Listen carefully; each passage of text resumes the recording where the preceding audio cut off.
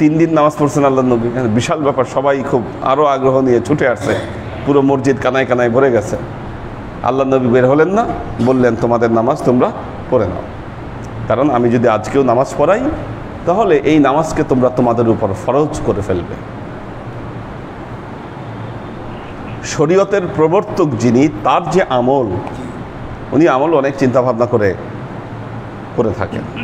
সাহাবীদের চর্চা ছিল যে আল্লাহ নবীকে যাই করতে দেখতো তারা তাই করতেন। একদিন আল্লাহ নবী নামাজে জুতা খুলে ফেললেন, দেখা দেখি সব সাহাবীরা জুতা খুলে ফেলল। সালাম ফিরিয়ে বললেন, কি ব্যাপার তোমরা জুতা খুলেছো কেন? বলল, ইয়া রাসূলুল্লাহ, আপনি জুতা খুলছেন তাই আমরাও খুলছি। আল্লাহ নবী বললেন, জিব্রাইল জানিয়েছে আমার জুতায় সমস্যা আছে, এই জন্য আমি জুতা খুলে দিয়েছি, তা তোমাদের জুতায় তো সমস্যা নাই, তোমরা জুতা খুলতে গিয়েছো কেন? আল্লাহ নবী সাওমে বেসাল পালন করতেন, একাধারে রোজা রাখতেন। এর দেখা দেখি সাহাবীরাও একাধারে রোজা রাখা শুরু করলো, কিন্তু 2 দিন না যেতেই তারা অজ্ঞান হয়ে যাওয়ার মতো অবস্থা হলো। আল্লাহ নবী বললেন, আল্লাহ আমাকে খাওয়ায়, আল্লাহ আমাকে পান করায়, তোমাদেরকে তো আল্লাহ খাওয়ায় না, পান করায় না, তোমরা আমাকে অনুসরণ করে এরকম রোজা রাখতে তোমরা গিয়েছো কেন?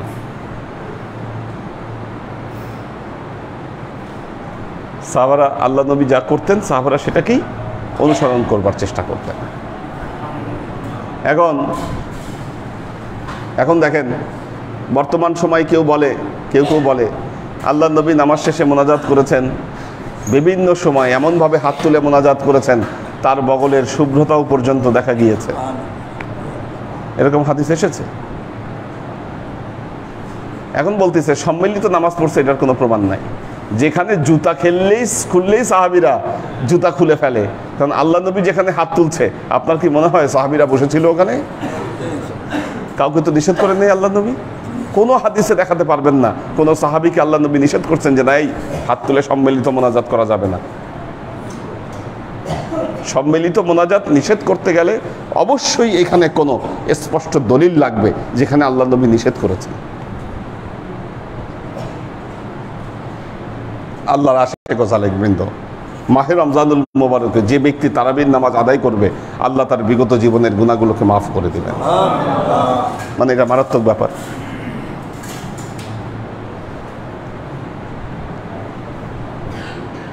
খলিফা ওমর রাদিয়াল্লাহু তাআলা আনহুর যুগ থেকে শুরু করে, খেয়াল করে দেখেন, খলিফা ওমর রাদিয়াল্লাহু তাআলা আনহু, হযরত ওসমান রাদিয়াল্লাহু তাআলা আনহু, আলী রাদিয়াল্লাহু তাআলা আনহু, কি তাবেঈন, পরবর্তী যত যুগ আছে সব যুগে 20 রাকাত তারাবির নামাজ হয়েছে। মক্কা, মদিনা সব জায়গায় 20 রাকাত তারাবির নামাজ পড়ানো হয়েছে, সবখানে 20 রাকাত তারাবি হয়েছে। কেউ বলে নাই তারাবির নামাজ 8 রাকাত। 1254 খ্রিস্টাব্দের দিকে, 1254 হিজরি ভারতে সর্বপ্রথম একজন লোক ফতোয়া দিল, একজন মাওলানা, তিনি ফতোয়া দিলেন তারাবির নামাজ 8 রাকাত। তারাবির নামাজ 20 রাকাত নয়, তারাবির নামাজ হচ্ছে 8 রাকাত। পরবর্তীতে তাদের আরেকজন অনুসারী ফতোয়া দিল 20 রাকাত নামাজ বেদাত।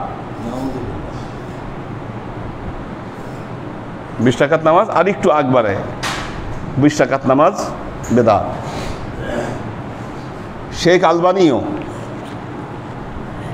8 রাকাত নামাজের পক্ষে রায় দিলেন, যে হাদিসকে ভিত্তি করে। সেই হাদিসটি হলো, পড়ে শোনাই, সহিহ বুখারীর কিতাবুত তাহাজ্জুদ, যেই নামাজকে ভিত্তি করে কয় রাকাতের? 8 রাকাতের মাসালা দিলেন। সেই হাদিসটি আপনাদেরকে পড়ে শোনাই। আন আব্দুর রহমান আন্নাহু আখবারাহু আন্নাহু সাআলা আয়েশাতা কাইফা কানাত সালাতুন নবী সাল্লাল্লাহু আলাইহি ওয়াসাল্লাম ফি রমাদান। হযরত আব্দুর রহমান, কে ছিলেন আব্দুর রহমান? আবু বকর রাদিয়াল্লাহু আনহুর ছেলে, মা আয়েশার ভাই। তিনি মা আয়েশাকে জিজ্ঞাসা করছেন, আন আয়েশাতা সাআলতু আয়েশাতা, আমি আয়েশাকে জিজ্ঞাসা করলাম, কাইফা কানাত সালাতু রাসূলিল্লাহি সাল্লাল্লাহু আলাইহি ওয়াসাল্লাম ফি রমাদান, রমজান মাসে আল্লাহর নবীর নামাজ কি রকম ছিল। ফাকালা, মা আয়েশা বললেন, মা কানা রাসূলুল্লাহি সাল্লাল্লাহু আলাইহি ওয়াসাল্লাম ইয়াজিদু ফি রমাদান ওয়ালা ফি গায়রিহি, মা কানা রাসূলুল্লাহি সাল্লাল্লাহু আলাইহি ওয়াসাল্লাম ইয়াজিদু ফি রমাদান ওয়ালা ফি গায়রিহি আলা আহাদা আশরা রাকআতান। আল্লাহর নবী কি রমজান মাসের বাহিরে 11 রাকাতের বেশি নামাজ পড়তেন না। কি আচ্ছা, তো এখন দেখেন 11 রাকাত মানে 8 রাকাত হলো। আচ্ছা, এখন দেখেন পেজটা এখানে 1 নম্বর প্রশ্ন, মা আয়েশা বলতেছেন, মা কানা ইয়াজিদু রাসূলুল্লাহ সাল্লাল্লাহু আলাইহি ওয়াসাল্লাম ফি রমাদান ওয়া গায়রিহি, কি রমজান মাস এবং রমজান মাসের ফি রমাদান ওয়া ফি গায়রিহি, রমজান মাস এবং রমজান মাসের বাইরে 11 রাকাতের বেশি নামাজ পড়তেন না। এখন প্রথম কোশ্চেন, রমজান মাসের বাহিরে কি তারাবির নামাজ পড়ে? মা ইয়াজিদু রাসূলুল্লাহ সাল্লাল্লাহু আলাইহি ওয়াসাল্লাম ইয়াজিদু ফি রমাদান ওয়া ফি গায়রিহি, কি রমজান মাসের বাইরে 11 রাকাতের বেশি নামাজ পড়তেন না। এখন সুন্দর হিসাব মিলাই ফেলছে, 8 3 11, আপনারাও স্যাটিসফাইড, 8 3 11 তারাবির নামাজই তো। তাহলে তো কি রমজান মাসের বাইরে, এখন রমজান মাসের বাইরে তো তারাবির নামাজ পড়ে না, তার মানে এই হাদিসে তারাবির নামাজের কথা বলা হয় নাই। তাহলে কোন নামাজ? রাতের নামাজ রমজান মাসেও আছে, রমজান মাসের বাইরেও আছে, বোঝা গেল এটি সালাতুত তাহাজ্জুদ। 2 নম্বর পয়েন্ট, হ্যাঁ 2 নম্বর হলো যেই অধ্যায়ে হাদিসটি নিয়ে এসেছে এই অধ্যায়ের নামই হচ্ছে কিতাবুত তাহাজ্জুদ। তাহাজ্জুদের অধ্যায়ে আল্লাহর নবী, তাহাজ্জুদের অধ্যায়ে ইমাম বুখারী এই হাদিসটাকে নিয়ে এসেছেন। অর্থাৎ রমজান মাসে আল্লাহর নবী তাহাজ্জুদের নামাজ কীরকম পড়তেন আর রমজানের বাহিরে কীরকম পড়তেন সেই বর্ণনা মা আয়েশা রাদিয়াল্লাহু তাআলা আনহা দিয়েছেন।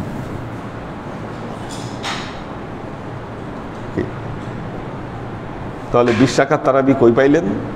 দেখেন সহিহ বুখারী কিতাবুত তাহাজ্জুদ পৃষ্ঠা নম্বর 154, হাসিয়া নম্বর 3-এই 20 রাকাত তারাবির দলিল আছে। কিতাবুত তাহাজ্জুদ পৃষ্ঠা নম্বর 154, এই যে এই ছাপার বই, যেটা এটাকে কি ছাপা বলে, ওই এটা ট্র্যাডিশনাল আর কি, লক্ষ্ণৌ ছাপা আর কি, যেটা ঠিক আছে, আশরাফি বুক ডিপো, হ্যাঁ ইউপি উত্তরপ্রদেশ, লক্ষ্ণৌই, ঠিক আছে, এটা লক্ষ্ণৌতেই, হ্যাঁ।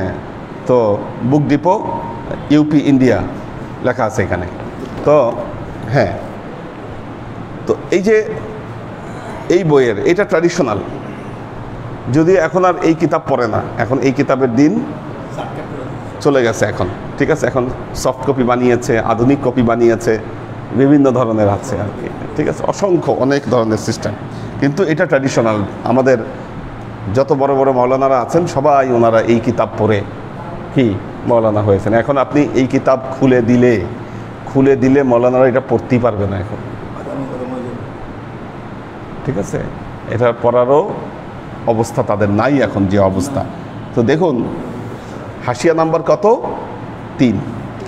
3 নম্বর হাসিয়াতে কওলাহু মা কান রাসূলুল্লাহ সাল্লাল্লাহু আলাইহি ওয়াসাল্লাম ইয়াজিদু ফি রমাদান। এই যে হাদিসের ব্যাখ্যায় বলেছেন যে আন ইবনে আবি শাইবা, আন ইবনে আবি শাইবা অত-তাবরানী ওয়াল বাইহাকি, দেখেন হাদিস গ্রন্থগুলোর রেফারেন্স, ইবনে আবি শাইবা, তাবরানী এবং বাইহাকি শরীফের রওয়ায়েতে বর্ণিত হয়েছে মিন হাদিসে ইবনে আব্বাস। হাদিসটি বর্ণনা করেছেন কে? হযরত ইবনে আব্বাস রাদিয়াল্লাহু তাআলা আনহু, আন্নাহু আলাইহিস সালাম, নিশ্চয়ই রাসূলুল্লাহ সাল্লাল্লাহু আলাইহি ওয়াসাল্লাম কানা ইউসাল্লি ফি রমাদান, আল্লাহ নবী রমজান মাসে পড়েছেন 20 রাকাতান, 20 রাকাতান, আল্লাহ নবী রমজান মাসে 20 রাকাত তারাবির নামাজ পড়েছেন। আচ্ছা আচ্ছা, 20 রাকাতান সেওয়া আল বেতর, আল বেতর, এবং তিনি এর সাথে কি করেছেন? বেতরের নামাজ পড়েছেন। আচ্ছা, ফায়াসিহু সাবাতাল 20 মিন জামানি ওমর রাদিয়াল্লাহু তাআলা আনহু, অসংখ্য সহিহ হাদিসে হযরত ওমর রাদিয়াল্লাহু তাআলা আনহুর সময় থেকে 20 রাকাত নামাজ, অসংখ্য সহিহ হাদিসে ওমর রাদিয়াল্লাহু তাআলা আনহুর সময় থেকে 20 রাকাত নামাজ পড়বার দলিল পাওয়া যায়। মসজিদে নববীতে 20 রাকাত নামাজ পড়া হয়েছে, কি এই দলিল নিশ্চিতভাবে পাওয়া যায়। 20 রাকাতান অফিল মুআত্তা রিওয়ায়াতিহি, আচ্ছা রিওয়ায়াতিহি বা 11 ওয়া জামআ বাইনাহুমা। আচ্ছা, যাই হোক, এরপর আরও কিছু বর্ণনা আসছে, 20 রাকাতের বেশিও আসছে, এর কমও আসছে, বেশিও আসছে, ঠিক আছে। 39 রাকাত পর্যন্ত বর্ণনা পাওয়া যায়, 39 রাকাত পর্যন্ত তারাবির নামাজ পড়ার বর্ণনা পাওয়া যায়। এখন দেখেন, হযরত আব্বাস রাদিয়াল্লাহু তাআলা আনহুর সময় থেকে আমরা 20 রাকাত তারাবি আমরা পড়ি। একটা জিনিস মনে রাখবেন, আল্লাহ নবী একটি কথা বলেছেন, তামাসসাকু সুন্নতি ওয়া সুন্নাতা খুলাফা আর রাশিদিন আল মাহদিইন, আমার সুন্নাতকে তোমরা আঁকড়ে ধরো এবং আমার যে খোলাফায়ে রাশিদিন আছে, সুপথ প্রাপ্ত খোলাফা যারা আছে, তাদের সুন্নাতকেও তোমরা সুন্নাত হিসাবে আঁকড়ে ধরো। তার মানে আমরা সুন্নত হিসেবে যেগুলো পালন করি, অনেক সুন্নত রয়েছে যেই সুন্নতগুলো আল্লাহর নবীর পরবর্তী যুগে প্রবর্তিত হয়েছে। কিন্তু মনে রাখবেন, সাহাবীরা নবীর যুগের কোনো রেফারেন্স না পেলে ওই আমলগুলোকে তারা আমল হিসাবে প্রবর্তন করেন নাই। উদাহরণ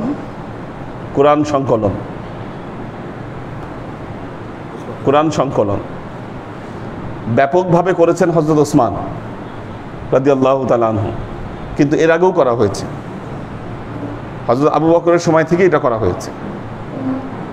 যখন হযরত আবু বকর রাদিয়াল্লাহু তাআলা আনহুর সময়ে রিদ্দার যুদ্ধে অনেক মুসলমান মারা গেল,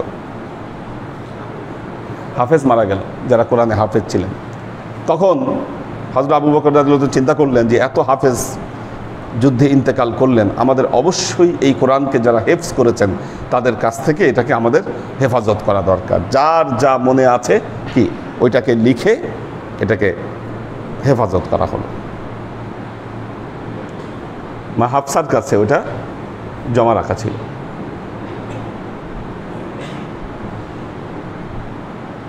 খলিফা উসমান রাদিয়াল্লাহু তাআলা আনহুর সময় এসে ওইটা ওইভাবেই ছিল, ওই পাণ্ডুলিপি ওইভাবেই ছিল।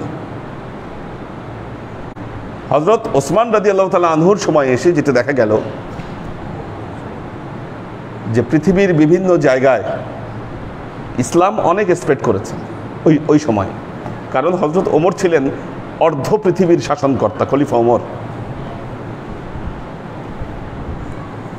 কত জায়গায় চলে গেছে, প্রবলেমটা হলো আল্লাহর নবীর নামে যেভাবে হাদিস চালানো শুরু করলো, কোরআনেরও আয়াত কিছু মানুষ চেষ্টা করা শুরু করলো যে কোরআনের আয়াতও কিছু অ্যাড রিমুভ হওয়া শুরু হলো। হযরত ওসমান চিন্তা করলেন যে না, এটা একটা বিরাট সমস্যা। তিনি সব সাহাবীদের সমন্বয়ে, যারা ভালো ভালো হাফেজ ছিলেন তাদের সমন্বয়ে একটা বোর্ড গঠন করলেন। বোর্ড গঠন করে কোরআন সংকলনের একটা উদ্যোগ তিনি নিলেন। ধরেন একটা বোর্ড, সবাই হাফেজ, এই বোর্ডে কোরআনের একটা আয়াত নিয়ে বা একটা সূরা নিয়ে ওনারা বসেছেন। যে আয়াত নিয়ে কোনোটা নিয়ে কনফিউশন হয়েছে, হয়তো একজন হাফেজ বলেছে, বাকি হাফেজরা সেটাকে অ্যাপ্রুভ করছে না, ওই আয়াত বাদ দেওয়া হয়েছে, যেটার মধ্যে সন্দেহ থাকছে বিন্দু মাত্র। কোরআনের প্রতিটা আয়াত মোতাওয়াতের বর্ণনার ভিত্তিতে পবিত্র কোরআনে স্থান পেয়েছে, এটি মনে রাখবেন। মোতাওয়াতের মানে এত অধিক বর্ণনা এটার ব্যাপারে পাওয়া গিয়েছে যে এটাতে সন্দেহের কোনো অবকাশ নাই। এইভাবে তিনি এই যে আমরা যে এখন কোরআনটি দেখতে পাচ্ছি 30টি সেক্টরে বিভক্ত, 114টি সূরা, এই যে কোরআনের যে আমাদের এই আধুনিক এই যে বর্তমান যে ফর্ম যেটি, সেটি হযরত ওসমান রাদিয়াল্লাহু তাআলা আনহুর সময় প্রণয়ন করা হয়। তিনি 7টা পাণ্ডুলিপি প্রণয়ন করেন, বিভিন্ন জায়গায় তিনি এটাকে প্রেরণ করেন, বাকি কোরআন শরীফগুলোকে তিনি পুড়িয়ে ফেলার নির্দেশ দেন।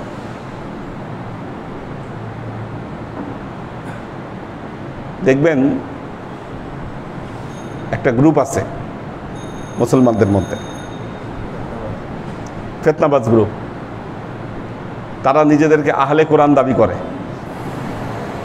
আহলে কোরআন, তারা বলে কোরআনে নাকি আরো 10 পারা ছিল, যেই 10 পারা হযরত ওসমান রাদিয়াল্লাহু তাআলা আনহু পুরাই ফেলছে। এটা শুনছেন কিনা কখনো? আমি শুনছি, আমার সাথে ডিবেট হয়েছে। হ্যাঁ, আমার সাথে ডিবেট হয়েছে সরাসরি। তাদের বলে যে কোরআনে নাকি আরো 10 পারা ছিল, এই 10 পারা পুরাই ফেলছে। তাও যেই লোক বলছে, এই লোক একজন অ্যাডভোকেট, আরো অনেক বছর আগের ঘটনা এটা, ঠিক আছে? এই যে একটা ফিতনা, ঠিক আছে, এই ফিতনাগুলো বন্ধের জন্যই হযরত ওসমান এই উদ্যোগ নিয়েছিলেন। খারিজি সম্প্রদায়, আপনার খারিজি সম্প্রদায় আরেক ফিতনাবাজ, তারা মাঝখানে এটা বলতে শুরু করলো সূরা ইউসুফ কোরআনের সূরা না।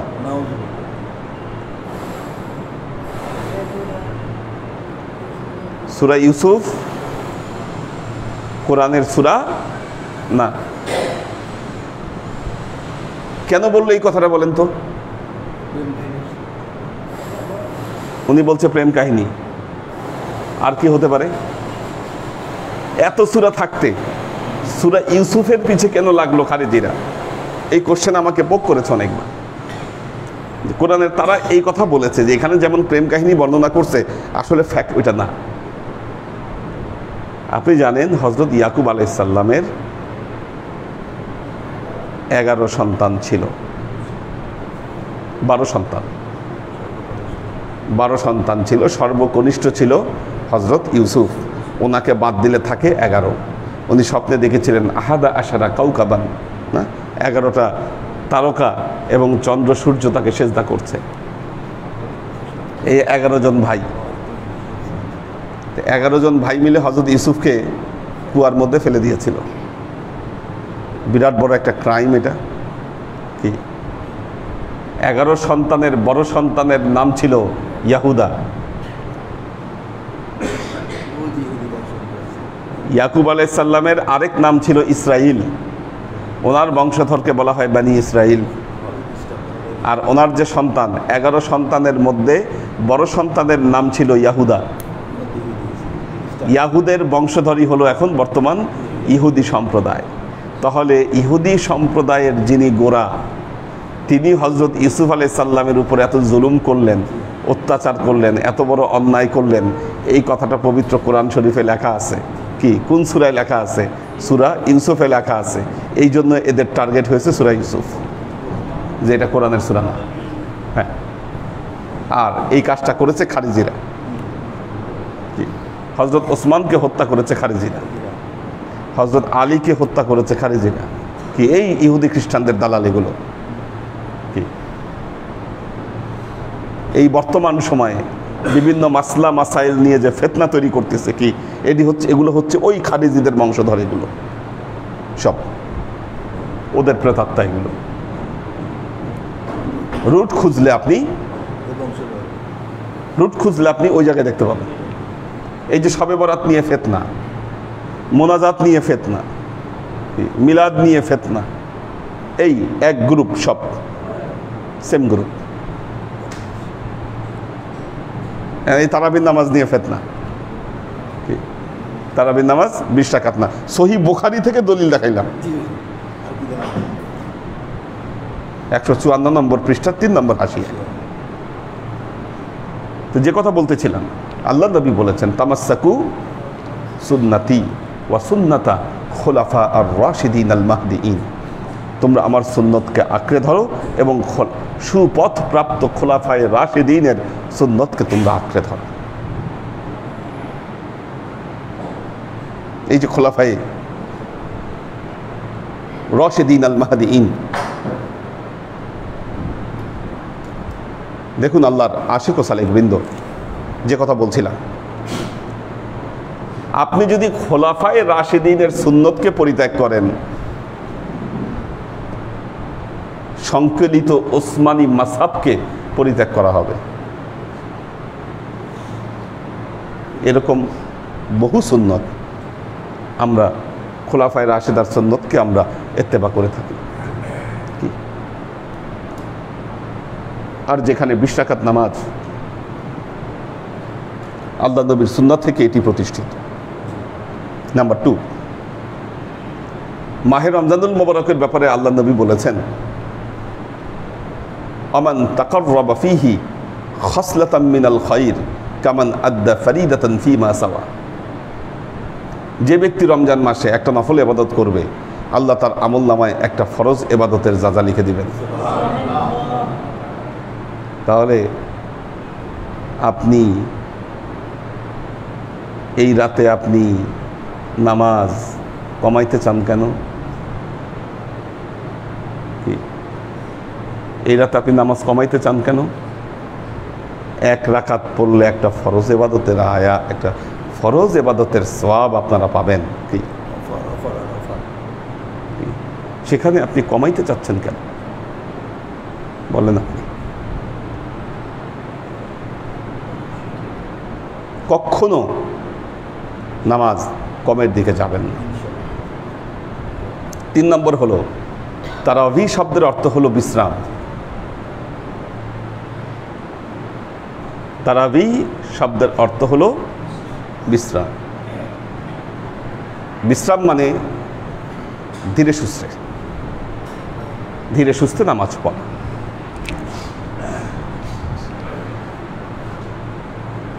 আমার আব্বা খতম তারাবি পড়েন নাই। আমাদের এখানে খতম তারাবি হয় না, আমাদের এখানে সূরা তারাবি হয়। অনেকে প্রশ্ন করেন, হুজুর তাহলে খতম তারাবির সওয়াব বেশি না সূরা তারাবির সওয়াব বেশি? হ্যাঁ, অবশ্যই খতম তারাবির সওয়াব বেশি, যদি আপনি আসলেই খতম তারাবি পড়েন। কি আরব দেশে খতম তারাবি পড়ে দেখবেন বাইতুল্লাহ তারাবি হয়। আলহামদুলিল্লাহি রাব্বিল আলামিন আর রহমানির রহিম মালিকি ইয়াউমিদ্দিন। কি আপনি খতম তারাবি পড়েন, আলহামদুলিল্লাহি রাব্বিল আলামিন আর রহমানির রহিম মালিকি ইয়াউমিদ্দিন ইয়্যাকা না'বুদু ওয়া ইয়্যাকা নাস্তাঈন ইহদিনাস সিরাতাল মুস্তাকিম সিরাতাল লাযীনা আন'আমতা আলাইহিম গায়রিল মাগদুবি আলাইহিম ওয়া লাদ-দাল্লিন। আল্লাহু আকবার, সামি আল্লাহু লিমান হামিদা। খতম তারাবি, এই তারাবির না একটা আয়াত আপনি বুঝতে পারেন না কোনো কিছু, বলেন এই ধরনের খতম তারাবি কখনো উত্তম নয়।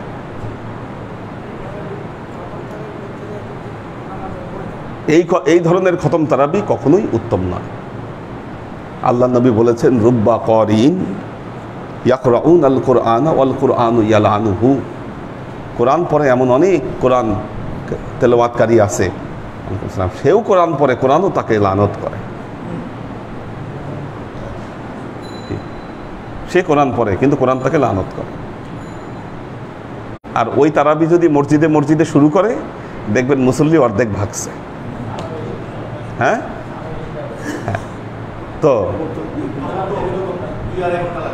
2-2.5 ঘন্টার নিচে হবে না, রাইট? 2-2.5 ঘন্টা অবশ্যই লাগবে। 2-2.5 ঘন্টার নিচে তারাবি হবে না তখন।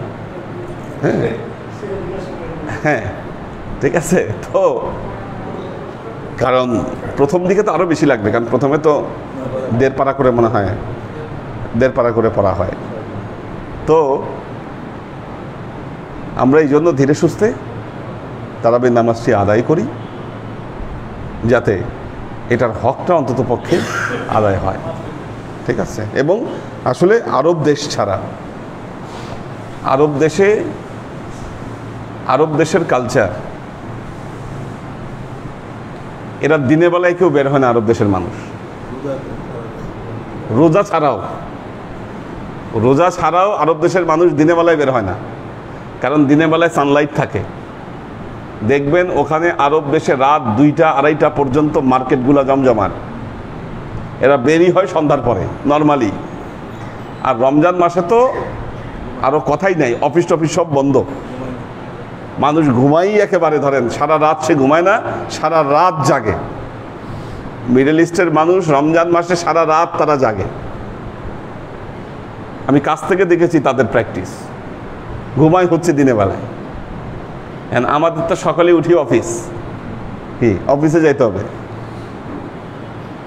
এটা তো মিস নাই অফিসের। তো আপনি যদি এখন রাতেও জাগেন, সকালে উঠেও যদি আপনি অফিস করেন, এটা সম্ভব হবে না বাংলাদেশে। আমাদের এই সাবকন্টিনেন্টে এটা সম্ভব না, যদি আমরা ওই প্র্যাকটিস না আনতে পারি আরব দেশের মানুষ। তো আল্লাহর আশেক ও সালেক বৃন্দ, অনেকেই আমাদের যারা হাফেজ রয়েছে তারা বলে যে শুরু করেন না আপনাদের এখানে, এটা সম্ভব না কখনো। আল্লাহর আশেক ও সালেক বৃন্দ, দেখুন এর ইয়াতে আরেকটি হাদিস বর্ণিত হয়েছে। এই হাদিসেরও আন আবি ইসহাক সাআলতু আয়েশাতা কাইফা কানা সালাতুন নবী সাল্লাল্লাহু আলাইহি ওয়াসাল্লাম বিল-লাইল, রাতে আল্লাহর নবীর নামাজ কেমন ছিল? ক্বালাত কানা ইয়ানামু আউয়ালুহু ওয়া ইয়াকুমু আখিরুহু, আল্লাহ নবী রাতের প্রথম অংশে ঘুমাতেন, পরের অংশে তিনি জাগতেন। ফা ইউসাল্লি সুম্মা ইয়ারজিউ ইলা ফিরাশিহি ফা ইযা আযানাল মুআজ্জিন, নামাজ পড়ে আবার আল্লাহ নবী কিছুক্ষণ ঘুমাতেন মুয়াজ্জিন আজান না দেওয়া পর্যন্ত। আচ্ছা, এরপরে মা আয়েশা বললেন যে আল্লাহর নবীর যে এই নামাজ এই যে বললেন, ফালা তাসআল আন হুসনিহিন্না, ফালা তাসআল আন হুসনিহিন্না ওয়া তুলিহিন্না,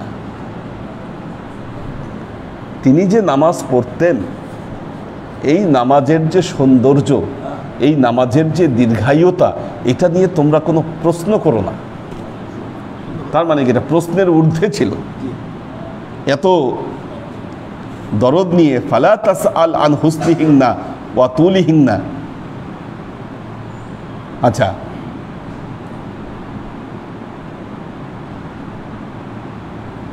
তো সুম্মা ইউসাল্লি সালাসান, এরপরে কি করতেন? 3 রাকাত বেতরের নামাজ আদায় করতেন। আচ্ছা, ভিতরের নামাজ, মা আয়েশার এই হাদিস থেকে বোঝা যাচ্ছে, দেখেন মা আয়েশার এই হাদিস থেকে বোঝা যাচ্ছে আল্লাহর নবী 3 রাকাত বেতরের নামাজই বেশি পড়তেন। আপনি যদি রমজান এবং রমজান মাসের বাহিরে 11 রাকাত যদি আপনি মিলাইতে চান, 8-এর সাথে কত যোগ করতে হবে? 3 যোগ করতে হবে। 3 যোগ করতে হবে। হযরত মুআবিয়া তিনি 1 রাকাত বেতরের নামাজ বেশি পড়তেন। এটা নিয়ে সাহাবীদের মধ্যে কথা হলো, হাদিস আছে এই ব্যাপারে। হযরত ইবনে আব্বাস রাদিয়াল্লাহু তাআলা আনহুর কাছে এসে একজন অভিযোগ করলো যে মুআবিয়া সে খালি 1 রাকাত বেতরের নামাজ পড়ে। 1 রাকাতের রিওয়ায়াত আছে, পড়া যায় 1 রাকাত, কিন্তু সেটা বিশেষ সময়, আপনি সফর অবস্থায় বা বিভিন্ন সময় আপনি পড়লেন। এখন এসে অভিযোগ করছে কার কাছে? হযরত ইবনে আব্বাস রাদিয়াল্লাহু তাআলা আনহুর কাছে অভিযোগ করছে যে হযরত মুআবিয়া সে কি করে, খালি 1 রাকাত বেতরের নামাজ পড়ে। ইবনে আব্বাস বললেন, বাদ্দা আন্নাহু মিন আসহাবি রাসূলিল্লাহি সাল্লাল্লাহু আলাইহি ওয়াসাল্লাম, ছেড়ে দাও তাকে, সে আল্লাহর নবীর সাহাবী। ওকে ছেড়ে দাও, সে আল্লাহর নবীর সাহাবী, সে 1 রাকাত পড়ে, কিন্তু এই বলে তাকে কোনো মন্দ কথা বলো না। হ্যাঁ, বাদ্দা, তাকে ছেড়ে দাও। হ্যাঁ, তো এখানেও মা আয়েশার যে দ্বিতীয় বর্ণনা, এই দ্বিতীয় বর্ণনায়ও মা আয়েশা বলছেন যে ফালা তাসআলনি হুসনি হিংনা ওয়া তুলি হিংনা, এই নামাজ, তার যে নামাজের যে দীর্ঘায়িতা এবং তার নামাজের যে সৌন্দর্য, এটা নিয়ে আমার কাছে প্রশ্ন করো না, এটা প্রশ্নের ঊর্ধ্বে। এরপর কি করতেন? সুম্মা ইউসাল্লি সালাসা রাকাতান, এরপর কি করতেন? তিনি আরও 3 রাকাত নামাজ তিনি এর সাথে তিনি আদায় করতেন। আল্লাহর আশিক ও সালেক বৃন্দ, দেখুন ট্র্যাডিশনাল আমলগুলো এমনি গড়ে ওঠেনি, এটা মনে রাখবেন। সব কিছুর পক্ষে দলিল আছে।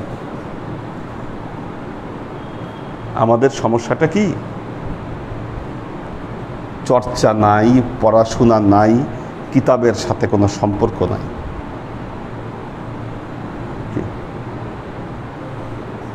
কিতাবের সাথে কোনো সম্পর্ক নাই। আপনি জিজ্ঞাসা করেন, এরা হচ্ছে শুনে শুনে বিরাট বিরাট মাওলানা।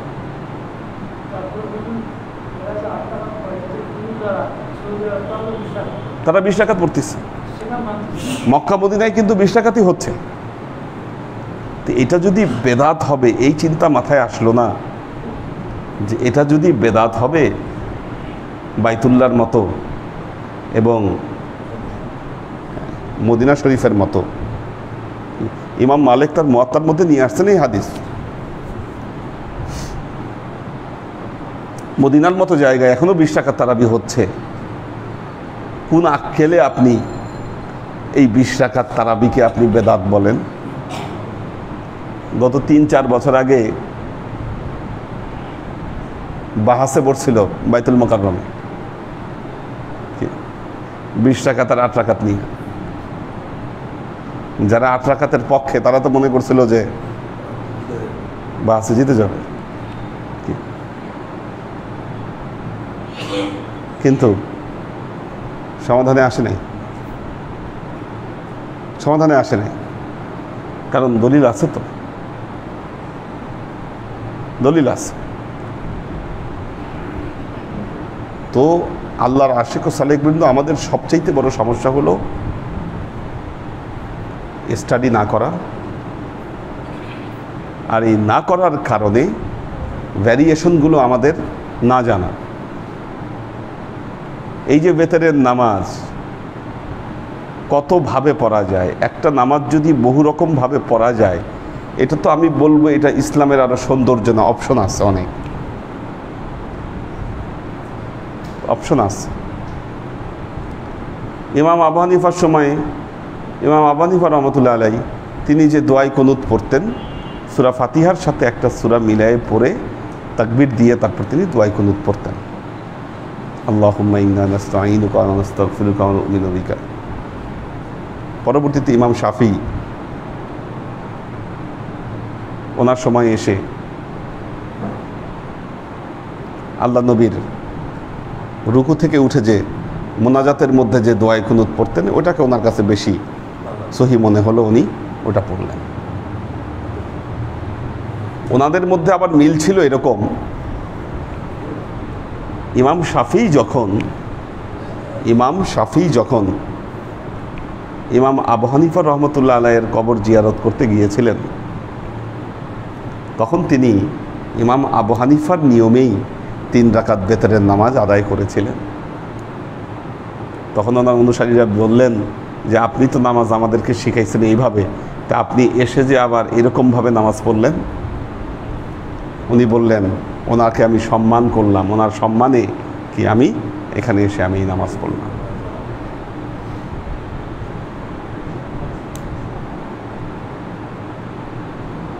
ওনাদের মধ্যে এই মিলগুলো ছিল।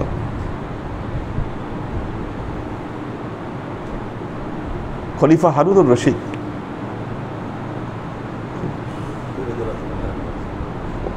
ইয়াতে তো মক্কায় যারা খলিফারাই তখন ইমামতি করতো নামাজে। এখন আসরের নামাজে বাইতুল্লাহে উনি ইমামতি করতে গেছেন। সেই জামাতে উপস্থিত আছেন ইমাম আবু ইউসুফ, উপস্থিত আছেন ইমাম মালিক, উপস্থিত আছেন। এখন হারুনুর রশিদ তিনি হানাফি মাযহাবের অনুসারী।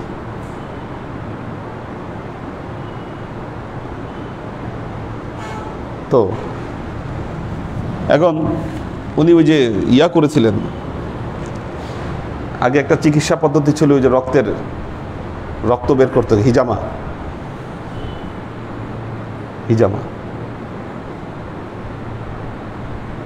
হিজামা করলে ইমাম আবু হানিফার মতে নামাজ সে পাইতে পারবে না, উজু থাকবে না তার, ইমাম মালিকের মতে পারবে।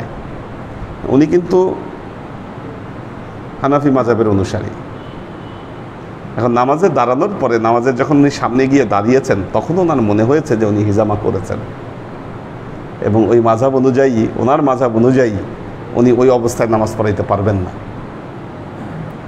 কিন্তু তখন এমনও সময় নাই যে তিনি নামাজ ছেড়ে চলে আসবেন, আবার উজু করে গিয়ে নামাজে দাঁড়াবেন বা ইয়া করবেন, এটা ওনার এই সময়টাও ওনার নাই। এখন উনি যদি ইমাম আবু ইউসুফকে জিজ্ঞাসা করেন যে আমি হিজামা করে আসছি, নামাজ পড়াইতে পারবো কিনা, ইমাম আবু ইউসুফ পারবেন না, আপনি চলে যান। উনি খুব কড়া লোক ছিলেন কিন্তু ইমাম আবু ইউসুফ, মারাত্মক।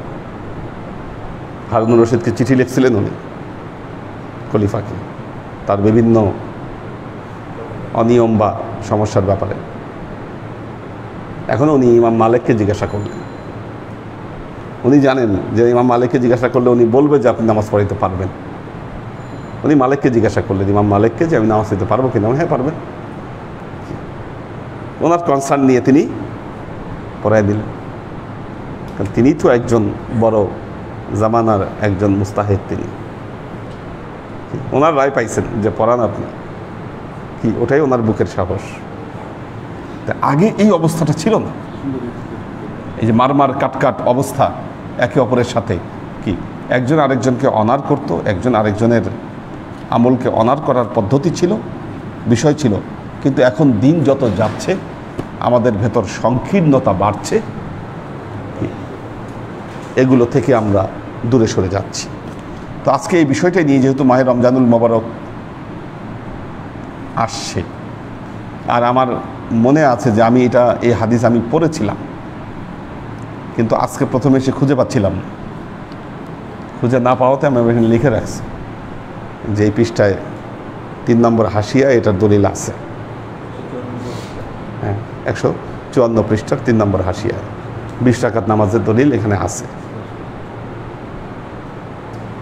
যারা 20 রাকাতের বিরোধিতা করে তারা কিছু বুঝুক আর না বুঝুক, ইমাম বুখারী শরীফ আবার ঠিকই বুঝে সবাই, ঠিক আছে? এই জন্য দলিল বুখারী শরীফ থেকেই দিলাম। ওনারা কিছু বুঝুক আর না বুঝুক, যখন বলবেন বুখারী শরীফ তার মানে ঠান্ডা, তার মানে ঠান্ডা। হ্যাঁ, তো যদিও আধুনিক সংস্করণে এগুলো তুলে দিছে, হ্যাঁ, আবার সফট কপিতে আছে। ওখানে এই যেগুলোর উপর হাসি আছে ওগুলো সবুজ কালারের, ওখানে ক্লিক করলে চলে আসে, ক্লিক করলে ওখানে এগুলো চলে আসে। তো আল্লাহর আশিক সালেক, কারো কোনো কোশ্চেন আছে কিনা? হ্যাঁ নামাজ, কমা শব্দের অর্থ যেখানে অকুমু লিল্লাহি কানিতিন,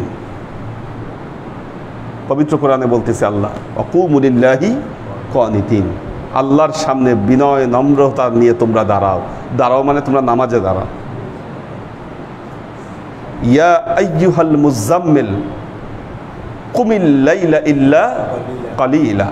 ওহী নাজিলের পর আল্লাহ নবী কোথাও যাচ্ছেন না, উনি কোথাও যাচ্ছেন না, ভয়ে অবস্থা খারাপ আল্লাহ নবী, সারাক্ষণ খালি কম্বলে মুড়ি দিয়ে আল্লাহ নবী আসেন যে আমি কি দেখলাম, কি ঘটলো আমার জীবনে। ঠিক এই মুহূর্তে হঠাৎ জিবরাইল আমিন আল্লাহ নবীর ঘরের মধ্যে আসলেন এবং বললেন ইয়া আইয়ুহাল মুজাম্মিল কুমিল লাইলা ইল্লা কালিলা, কুম দণ্ডায়মান হন, লাইলা রাতে বেলায়, ইল্লা কালিলা রাতের কিছু অংশ বাদ দিয়ে। তার মানে কি দণ্ডায়মান হন মানে কি নামাজ পড়েন। এটা হলো মেটাফরিক্যাল অর্থে। কুম বললেই কি তার মানে নামাজ পড়ো। ইয়া আইয়ুহাল মুদ্দাসসির কুম ফাআনজির, মুদ্দাসসির চাদরে আবৃত থাকা, হে চাদরে আবৃতকারী নিজেকে আপনি উঠুন। কুম ফাআনজির, আপনি কুম মানে আপনি নামাজ পড়েন। কি আমরা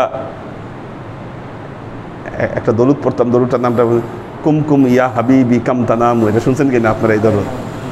হ্যাঁ, কুমকুম ইয়া হাবিবি কাম তানামু আল আশিকু আল মাশিকু লা ইয়ানামু। হ্যাঁ, এরকম একটা দরুদ ছিল আগে, সুন্দর সুন্দর দরুদ। কাইফা ইয়ানামু, হ্যাঁ তুমি কেমনে ঘুমাইবা, ঠিক আছে। এই যে কুমকুম, কুমকুম মানে হচ্ছে দাঁড়াও নামাজ পড়ো। কুম মানে শুধু দাঁড়াও না, কাজে কুম যেখানে আসতেছে বা কুমু যেখানে আসতেছে, ঠিক আছে, বুঝতে হবে যে এখানে নামাজের কথা বলা হচ্ছে, শুধু দাঁড়ানোর কথা এখানে বলা হয়নি।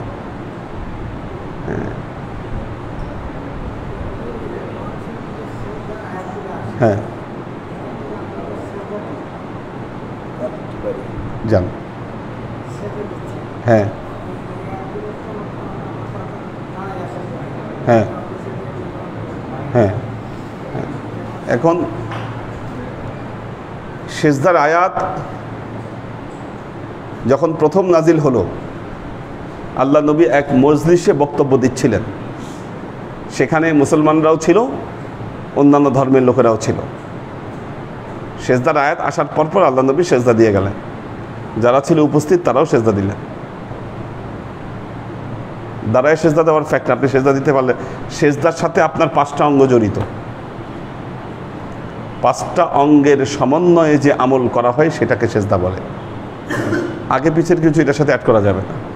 আপনি দাঁড়াইলেন কি না দাঁড়াইলেন ডাজন্ট ম্যাটার। একজন সাহাবী ছিলেন, তিনি সেজদা, সাহাবী না, তিনি আসলে বিধর্মী ছিলেন, কিন্তু যখন সবাই সেজদা যখন দিল, যারা মুসলমান যারা বিধর্মী সবাই সেজদা দিয়েছিল ওই সময়। আর যেই লোকটি বিধর্মী ছিল, পরবর্তীতে সে হয়তো ইসলাম কবুল করেছিল, উনি কি করলেন, মাটি থেকে ধুলা নিয়ে তার কপালে মাখাইলেন, সেজদা দিলেন না সে, যেহেতু ভিন্ন ধর্মের মানুষ। আল্লাহ নবী আবার সেজদা দিয়ে উঠে বললেন এটাই আপনার জন্য যথেষ্ট হবে, আপনি যা করলেন এটাই যথেষ্ট আপনার জন্য, কিন্তু তাও মাটি নিয়ে মাথায় মাখছেন। সেজদা হলো 5টি অঙ্গের সমন্বয়ে গঠিত। পায়ের পাতা মাটি টাচ করতে হবে আপনাকে, নাম্বার 1। 2 হাঁটু মাটি টাচ করতে হবে। 2 হাত মাটি টাচ করতে হবে। কি 3 নাক এবং কপাল, এই 5টি অঙ্গ যখন মাটি স্পর্শ করবে তখন সেটাকেই সেজদা বলবে। এর অন্যথা হলে কিন্তু সেজদা হবে না। আপনি এমনভাবে সেজদা দিলেন হাত মাটি টাচ করলো না, পা মাটি টাচ করলো না, অথবা নাক টাচ করলো না, অথবা নাক লাগাইলেন কপাল লাগাইলেন না, সেজদা হবে না। ব্যাপারটা ক্লিয়ার? হ্যাঁ, কোনটা? ওইটা তো মাজুর হালত। মাজুর হালতের জন্য ভিন্ন কথা, ওজোর থাকলে সেটি ভিন্ন কথা, ওজোর না থাকলে তখন হচ্ছে। আল্লাহ নবী ইশারায় নামাজ পড়েছেন, যখন সফরে ছিলেন, বাহনের উপরে থাকতেন, কি ইশারায় আল্লাহ নবী নামাজ পড়েছেন, কাজে এটি বৈধ। কিন্তু কোনো ওজোর ছাড়া এটা হবে না। হ্যাঁ,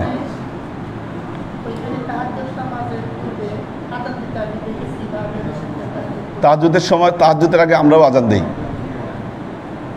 তাহাজ্জুদের সময় শুধু সেখানে না, আমরাও আজান দেই। একটি হাদিস এসেছে, একটি হাদিস আসছে যে হাদিসটা হলো বেলাল রাত থাকতে আজান দেয়। আরেকজন সাহাবীর নামটা ভুলে গেলাম, বলেছি এর আগে আপনাদেরকে, নামটা মনে আছে কিনা? উম্মে মাকতুম। উম্মে মাকতুম অন্ধ সাহাবী, উনি ফজর হলে আজান দিত। তো আল্লাহ নবী বললেন, আল্লাহ নবী হাদিসে বললেন যে উম্মে মাকতুম আজান না দেওয়া পর্যন্ত তোমরা খেতে পারো সেহেরি, কিন্তু বেলাল আজান দিলে তোমরা সেহেরি খাওয়া বন্ধ করবা না, কারণ বেলাল রাত থাকতে আজান দেয়। আর উম্মে মাকতুম ফজর আলো উদিত হলে আজান দেয়। যতক্ষণ না পর্যন্ত তাকে বলা হয় আসবাহতা, ততক্ষণ পর্যন্ত সে আজান দেয় না। অন্ধ সাহাবী ছিল, যখন সবাই অন্ধ চোখে দেখতো না উনি, কিন্তু যখন বাকিরা দেখে বলতো যেই ভোর হয়ে গেছে, তখন উনি দাঁড়ায় আজান দিত। বেলালের আজানটা ছিল আসলে তাহাজ্জুদের আজান, আর উম্মে মাকতুমের আজানটা ছিল ফজরের আজান। এইদিকে জানি কে কি জিজ্ঞাসা করছিলেন? হ্যাঁ,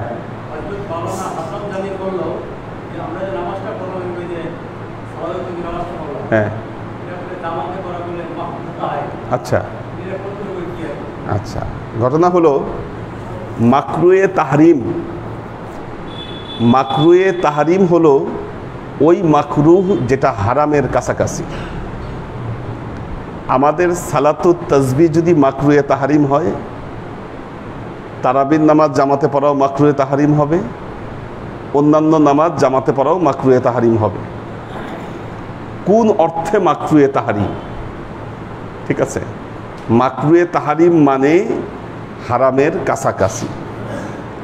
এখন যারা এই যে বললাম যে খারিজি গ্রুপ, এরা সালাতুত তাসবিহ নামাজ স্বীকারই করে না, সালাতুত তাসবিহ আছে, বলে এটা বেদাত, এটা বেদাত বলে। কিন্তু সালাতুত তাসবিহ নামাজের যে হাদিস,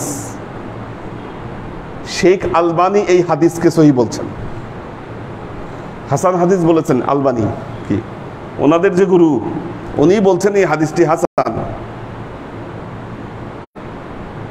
কিন্তু ওনারা বলে যে তাহলে আর কোনো বর্ণনা থেকে পাওয়া গেল না। এটি বিশেষ নামাজের তালকিন, যে নামাজ আল্লাহ নবী হযরত আব্বাসকে দিয়েছিলেন। আব্বাস মানে আল্লাহ নবীর চাচা, ইবনে আব্বাসের বাবা যিনি, তাকে দিয়েছিলেন এই নামাজের তালকিন। তো এখন আপনি কোন রেফারেন্স থেকে জানলেন যে হাসান জামিল এটাকে মাকরুয়ে তাহরিম বলেছে? আপনার কাছে রেফারেন্স আছে? কোন ওয়াজে, কোথায় রেফারেন্স? এটা কি আপনার শোনা কথা?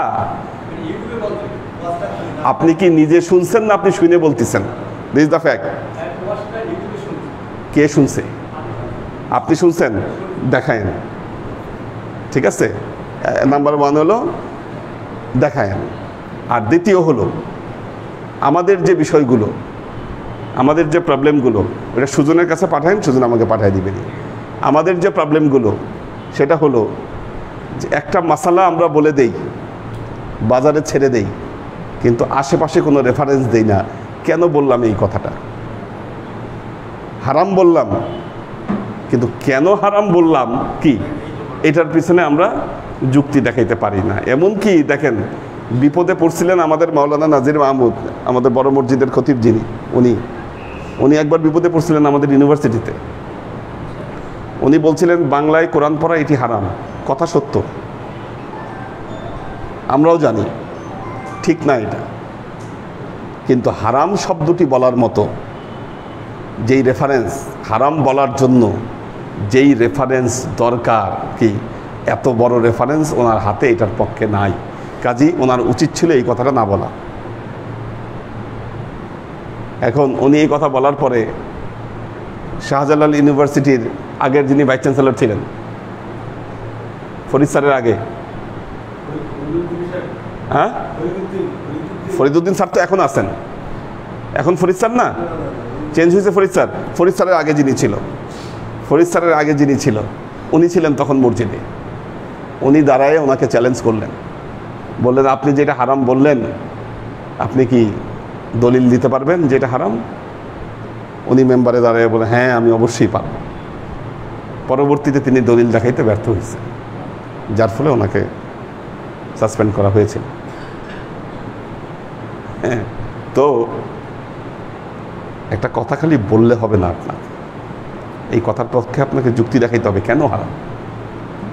আপনি বলতেছেন হারাম, আপনি এটাকে হারাম বলার পক্ষে কোনো যুক্তি আছে কিনা। তো প্রবলেম হলো আমরা বাজারে একটা কি কথা ছেড়ে দিই। প্রথম যখন আব্বাকে এখানে শোয়ানো হয়েছিল, আশেপাশের যে খুচরা কিছু মৌলবী আছে এরা ফতোয়া দিছিল যে মসজিদের পাশে কবর দিলে ওই পুরো মসজিদ নাকি কবরে পরিণত হয়ে যায়, আর ওখানে সেজদা করা মানে কবরকে সেজদা করা। এই আহমকগুলো তখন ভুলে গেছিল যে আল্লাহ নবীকেও শোয়ানো হয়েছে কি মসজিদে নববীর সাথে। কাজে কথা যে কোন জায়গা থেকে কোন জায়গায় যাবে কি এইটারও পর্যন্ত সেন্স ভেতরে কাজ করে না। আমাদের প্রবলেম হলো নামে আমরা চিনি অমুক শায়ক, মনে করি সর্বনাশ, কি হয়ে গেছে, বিরাট ব্যাপার। কি যে কোনো শায়ককে, শায়ক হোক আর নায়ক হোক, যেই হোক না কেন, কি সে যদি তার কথার পক্ষে দলিল দেখাতে না পারে এটি অর্থহীন। হ্যাঁ, ঠিক।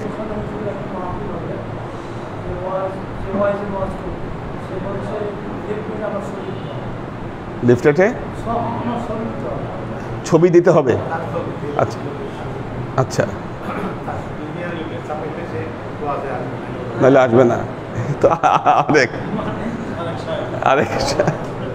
এরকম তো শুনি নাই, প্রথম শুনলাম এরকম।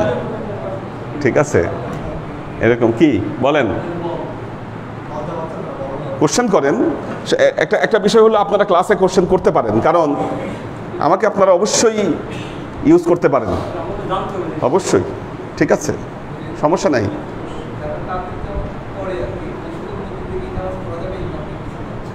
এটা কোনো কোশ্চেন বলেন, তা এটা আমাদের কোশ্চেন হতে পারে না।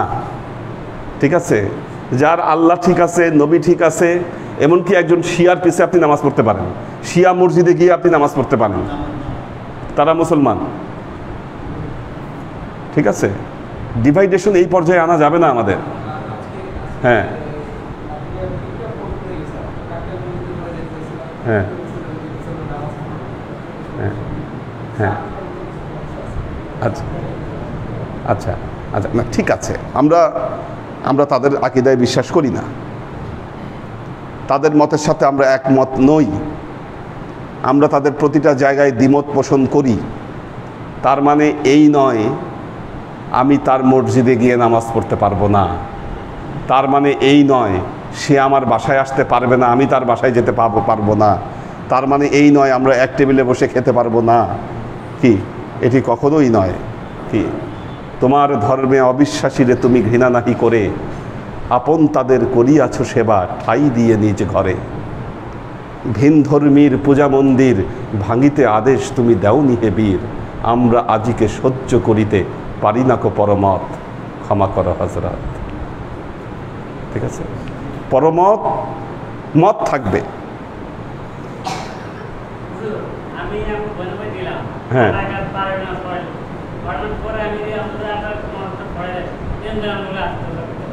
হ্যাঁ,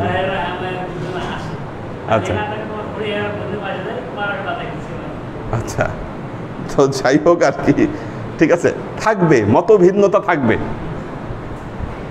অবশ্যই মতভিন্নতা থাকবে, আগের যুগেও ছিল, এই যুগেও থাকবে, অবশ্যই থাকবে। মতপার্থক্য প্রবলেমটা হলো এই মত পার্থক্যগুলো আমাদের মধ্যে বিভেদের দেয়ালকে বাড়িয়ে দিয়েছে। এটা করা যাবে না। ওয়াতাসিমু বিহাবলিল্লাহি জামিয়া, আমরা সবাই মুসলমান ভাই ভাই, এটা মাথায় রাখতে হবে আমাদেরকে। কেউ একজন একটা দাগ দিয়েছে, ওই দাগটাকে ছোট করার সবচাইতে বড় সুন্দর উপায় হচ্ছে আপনি তার পাশে এর চেয়ে বড় একটা দাগ টেনে দেন। ওইটা এমনি ছোট হবে, কিন্তু ওইটাকে আপনি মোছামুছি করে আপনার ছোট করার দরকার নেই। ওটাকে মোছামুছি করে ছোট করার দরকার নেই। কি আমাদের লালকুঠি দরবার নিয়ে কুৎসা কি কম রটাইছে মানুষ? কি আসছে গেছে বলেন? কি আসছে গেছে? কি আসে যায়? কি কিছুই আসবে না, যাবে না। হ্যাঁ, কারণ আমরা জানি, আমাদের বিশ্বাস আমরা হকের পক্ষে আছি, এটা আমাদের বিশ্বাস। যারা হিংসা করবে কি তারা নিজেরাই দুরভিত হবে। ঠিক আছে, কাজে এই মনোভাব এগুলো পোষণ করা যাবে না। হ্যাঁ, যে হয়তো আমি অমুকের মসজিদে গিয়ে আমি নামাজ পড়বো না, এই জিনিসগুলো করা যাবে না। তবে কাদিয়ানিরা মুসলমান না, আমি এটা বলেছি গত জুমাতেই, এদের সম্পর্কে সাবধান থাকবেন। আহমদিয়া জামাত, সোজা কথা। হ্যাঁ হ্যাঁ, কোনো আহমদিয়া জামাতেই নামাজ পড়া যাবে না। এরা মুসলমান না, ওনারা মুসলমান না। হ্যাঁ,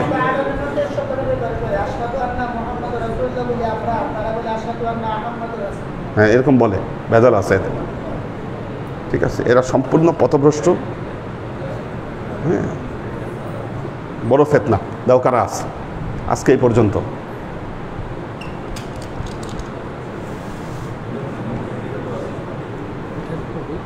বন্ধ করে দাও।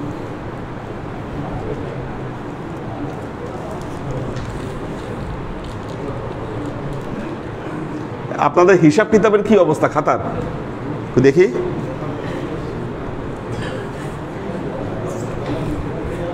সুরাইয়া আক্তার, এইচ.কে. হানিফ, দেলোয়ার হোসেন, মাসুদ মুস্তাজির, জেবা ফারজানা। আজকে পীরবনরা ৫১,৮০০ বার দরুদ শরীফ পড়ছে।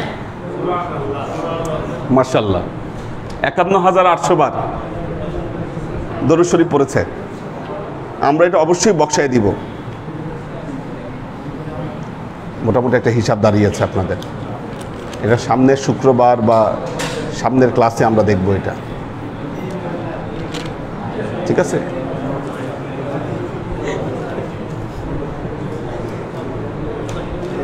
মোহাম্মদ দেলোয়ার হোসেন, এ.কে. আজাদ, আবু আইমান চৌধুরী, শিমুল খান, মোহাম্মদ দেলোয়ার,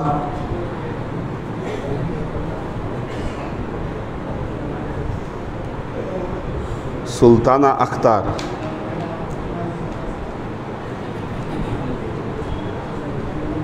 ওনার আব্বা ইন্তেকাল করেছেন, দোয়া চেয়েছেন। আমাদের হাফিজ ভাই, আমাদের হাসিব ভাই কিন্তু অসুস্থ। আমাদের হাসিব ভাই খুব অসুস্থ, ওনার খোঁজ খবর নিয়েন। হাসিব ভাই হসপিটালে ভর্তি। হ্যাঁ, খুবই খারাপ অবস্থা ওনার। কে? আবু সাইদ ভাই। আর কি হয়েছে ওনার? আল্লাহ হেফাজত করুক।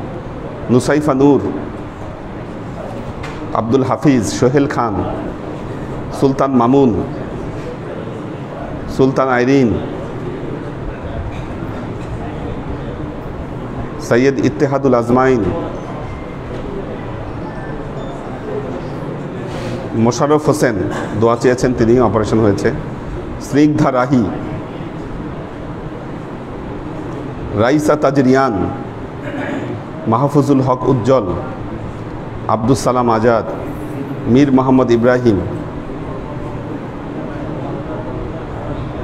আসমা আহমেদ, যশোরের রকি, আশেক মাহমুদ, মোহাম্মদ মিজান, কবির হোসেন, মোহাম্মদ সিয়াম হোসেন, পপিয়ারা জামান সুমি, আব্দুর রাজ্জাক, দীপা উষা, নাহিদা সুলতানা শিলা,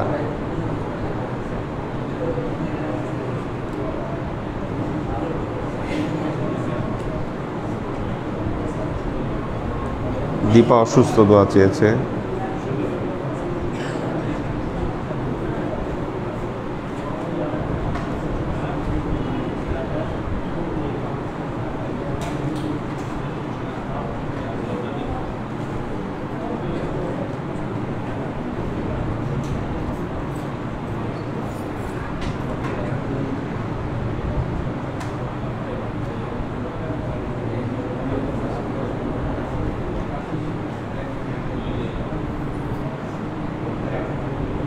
আল্লাহ সবাইকে ভালো রাখুন, সুস্থ রাখুন।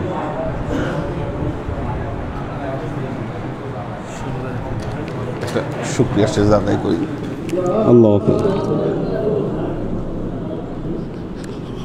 আল্লাহু আকবার। আল্লাহুম্মা আমিন। আল্লাহুম্মা সাল্লি আলা মুহাম্মাদ ওয়া আলা আলি মুহাম্মাদিন কামা সাল্লাইতা আলা ইব্রাহিম ওয়া আলা আলি ইব্রাহিম ইন্নাকা হামিদুম মাজিদ। اللهم بارك على محمد وعلى آل محمد كما باركت على إبراهيم وعلى آل إبراهيم إنك حميد مجيد. ربنا ظلمنا أنفسنا وإن لم تغفر لنا وترحمنا لنكونن من الخاسرين. ربنا آتنا في الدنيا حسنة وفي الآخرة حسنة وقنا عذاب النار. ربنا لا تزغ قلوبنا بعد إذ هديتنا وهب لنا من لدنك رحمة إنك أنت الوهاب.